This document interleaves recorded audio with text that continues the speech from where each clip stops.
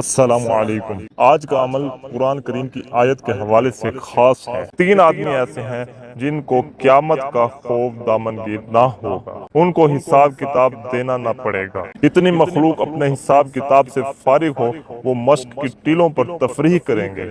ایک وہ شخص جس نے اللہ تعالیٰ کے واسطے قرآن شریف پڑھا، اس کا تعلق بھی قرآن پاک سے ہے اور امامت کرانے والا اس طرح کے مقتدی راضی رہیں۔ دوسرا وہ شخص جو لوگوں کو نماز کے لیے بلاتا ہو، یعنی کہ مؤذن، ان کو قیامت کے دن کسی قسم کا خوف نہیں ہوگا۔ اس کے علاوہ حضور اقدس صلی اللہ علیہ وآلہ وسلم کا ارشاد مبارک ہے کہ اے ابو ذر، اگر تو صبح کو جا کر ایک آیات کلام اللہ شریف کی سیکھ لے تو نوافل کی 100 رکعت سے زیادہ افضل ہے۔ حضور صلی اللہ علیہ وآلہ وسلم فرماتے ہیں کہ جو شخص قرآن پاک کا ایک حرف پڑھے، اس کو 10 نیکیوں کے برابر نیکی ملتی ہے۔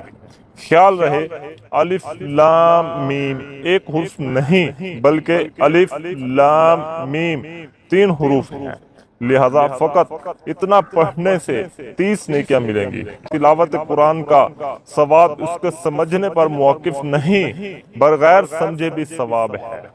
رسول اللہ صلی اللہ علیہ وآلہ وسلم نے فرمایا، تم قرآن پڑھو، اس لیے کہ قرآن قیامت کے دن اپنے پڑھنے والے کے لیے سفارشی بن کر آئے گا۔ آج کا وظیفہ کسی وقت کر سکتے ہیں۔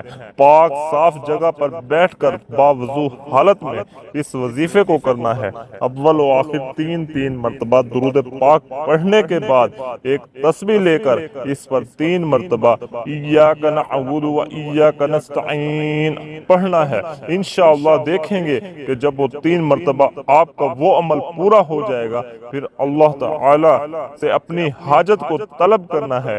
جب اپنی حاجت کو طلب کریں گے تو اللہ تعالیٰ کے آپ کی حاجت کو فوراً قبول کریں گے، کیونکہ اس میں اللہ تعالیٰ کی وحدانیت ہے۔